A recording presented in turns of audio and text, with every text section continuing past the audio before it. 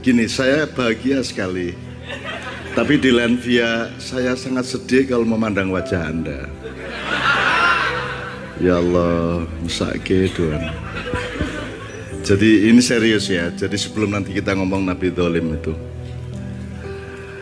saya itu terakhir tuh setiap ma'ian saya tuh ingin minta maaf sama Anda karena saya khawatir, ini sangat serius ya. Saya khawatir sejumlah hal terjadi dan nanti saya merugikan Anda. Pertama, saya khawatir kalau doa-doa saya untuk Anda itu tidak dikabulkan oleh Allah. Mudah-mudahan tidak terjadi. Mudah-mudahan kabul karena Anda minta, bukan kabul karena saya memberi doa ya. Yang pertama, saya khawatir saya tidak bisa memenuhi harapan Anda di dalam hal apapun saja.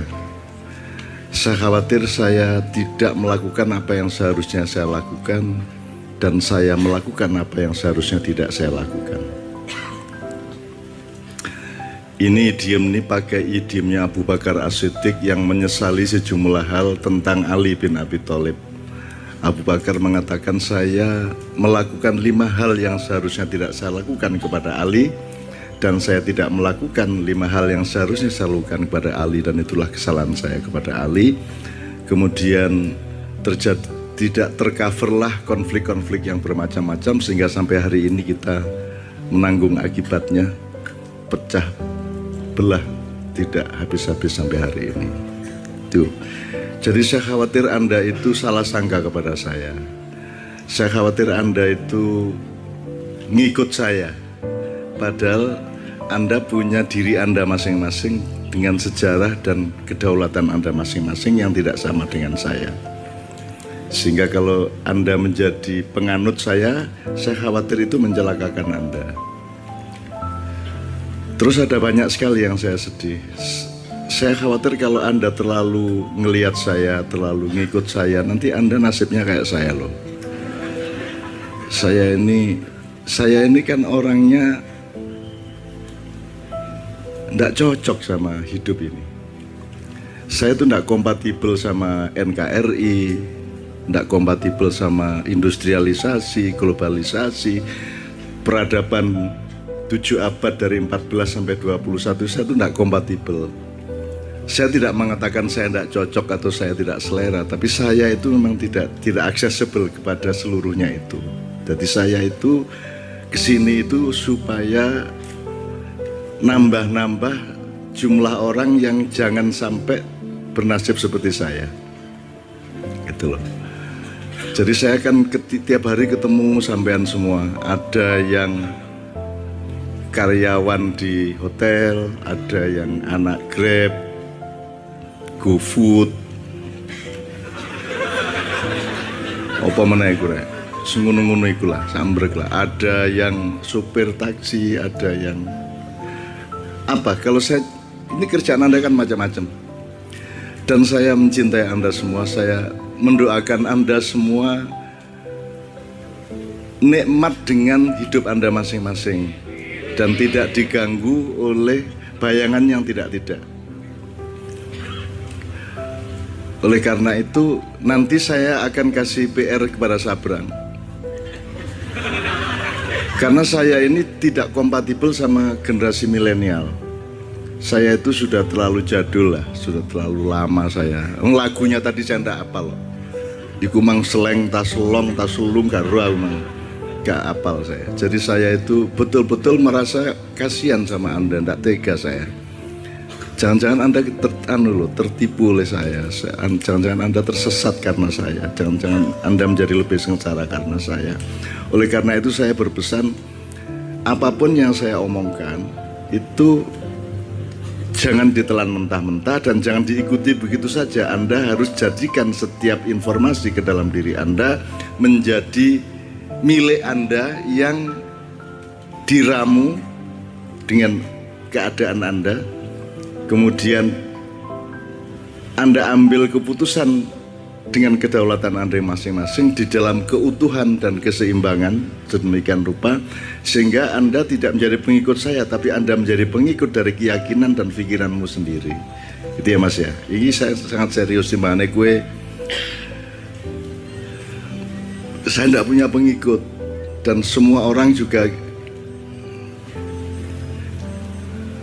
yo jangan diikuti. Saya khawatir kalau diikuti. Saya ngikuti Nabi Muhammad ya setengah mati, tidak terkejar-kejar. Masa Anda ngikuti saya gitu. Contoh yang utama adalah Sabrang.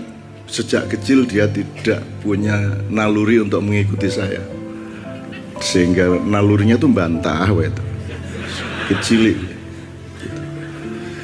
Itu membuat kadang-kadang saya mau ngasih duit tidak jadi. Dobol ada cilik rahasia sudah gitu. Oke, itu sekedar Mas ya, sekedar apa? Salah satunya gini loh Mas.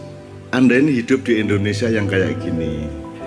Anda itu generasi milenial, yang generasi di atasnya, yang sebelumnya. Anda harus menyesuaikan diri terhadap semua fenomena milenial yang sekarang. Sementara saya ini kan sudah terlanjur kuno banget. Saya itu generasi old zaman now. Ya tapi saya generasi old ya. Tapi zaman now, gelem ora gelem. Dan saya sudah tidak bisa coba. Kalau saya tidak ada Novia Kolopaking, hancur lebur hidup saya. Karena sambungan saya dengan dunia yang sekarang berlangsung itu ora main ATM kabeh. Apa saja saya tuh tidak nyambung. Kalau tidak ada Mbak Via, saya tidak nyambung sama hidup ini. Saya bodoh gitu. Terutama gini Mas, yang saya tidak bisa berikan di Ma'iyah adalah pelajaran-pelajaran manajemen, entrepreneurship, kewirausahaan, ya, pemasaran, marketing, dan kan saya tidak bisa sama sekali, belas itu tidak bisa saya. Saya tidak bisa memasarkan wajah saya sebagaimana para caleg. Saya tidak bisa memasarkan eksistensi saya. Bahkan dengan bodoh saya keluar dan berhenti dari aktivitas saya di media massa sejak tahun 22. Sejak tanggal 22 Mei 1998. Saya tidak nulis di koran, tidak nonton TV sampai hari ini karena saya itu tidak kompatibel. Jadi nonton TV acara apa saja itu ora iso aku. Apik banget, jadi aku ora iso ndelok. Kok iso ya kaya ngono aku. Jadi saya itu belum cukup, Mas. Saya tuh belum cukup dewasa, belum cukup intelektual, belum cukup software saya itu nggak bisa ngejar acara televisi Indonesia itu. Kok ampuh ya aku jan ra mudeng aku. Ngono kok ngguyu ya. Kok aku ora iso ngguyu ya. Jadi saya tuh merasa betul-betul dekaden. Sampai saya bikin live stratifikasi gini, Bang. Saya Ma'iyah itu kan level paling bawah di dunia dan di Indonesia. Jadi hanya bisa nyambung sama rakyat kecil. Kalaupun birokrasi ya birokrasi yang paling bawah. Lurah, camat, kapolsek, dan ramil. Bupati ya mulai ngene-ngene aku. Sudah nggak nyenggas. Jadi kalau saya tidak ada sosiologinya, tidak ada terminologinya, tapi kira-kira gitulah. Ma'iyah ini nyambungnya cuma sama orang-orang kecil, sama orang-orang di bawah. Kalau ada ada hierarki birokrasi ya birokrasi paling bawah.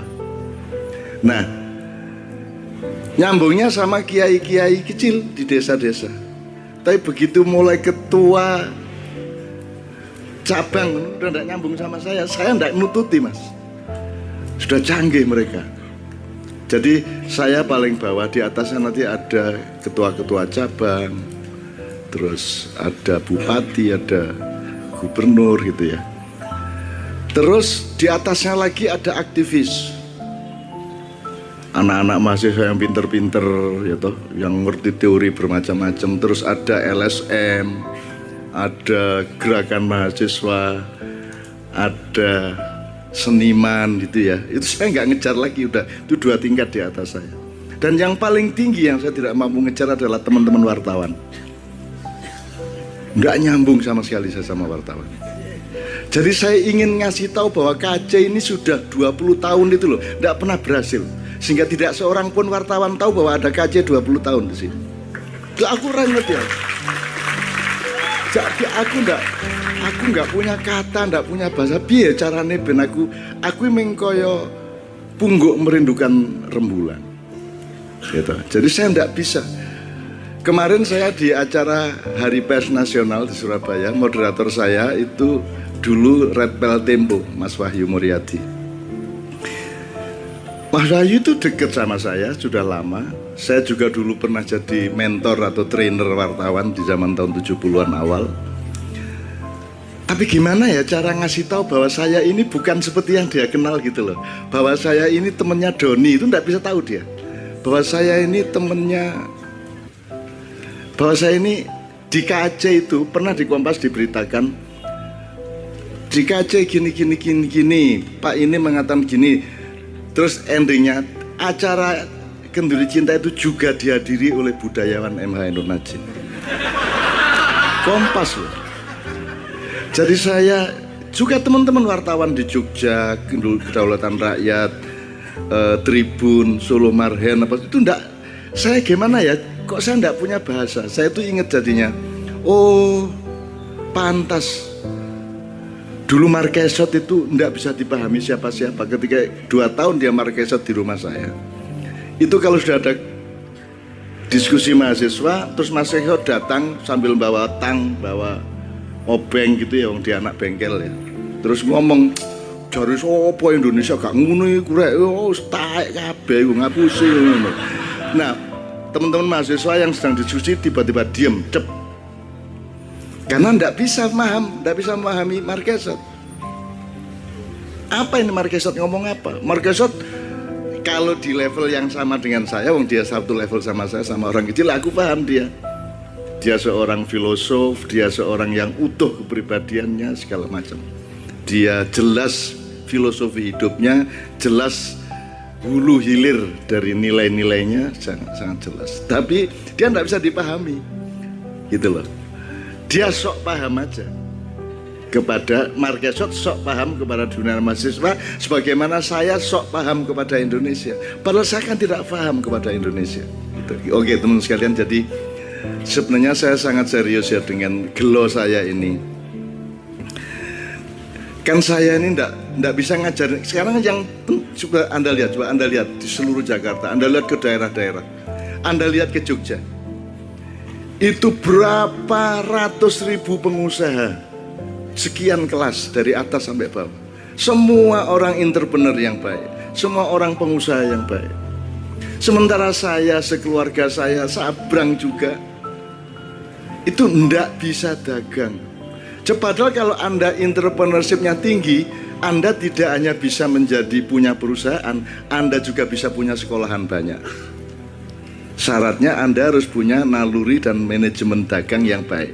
Anda bisa jadi ulama, Anda bisa jadi ustadz, Anda bisa jadi caleg, Anda bisa jadi, pokoknya asal dagangnya pinter, Anda bisa jadi apa saja.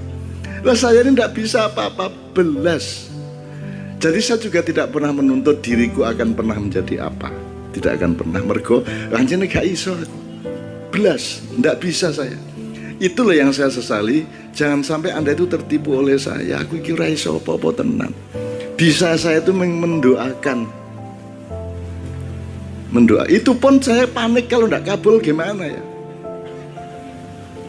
Akhirnya saya sering, kalau malam itu sering saya mabur. Yo cukup banget entok gitu kan saya kan. Ya Allah, mbok jangan dipermalukan dong saya banget dong. Saya sudah ikhlas loh saya, insya Allah. Saya doain banyak orang tiap hari di mana-mana, dan saya enggak bener-bener saya bisanya saya cuman seperti itu. Kalau enggak sampean kabulkan terus piye? Katanya udhu'uni astajib lakum. Lah kalau enggak kabul terus karep sampean ya opo? Gitu sekalian ya.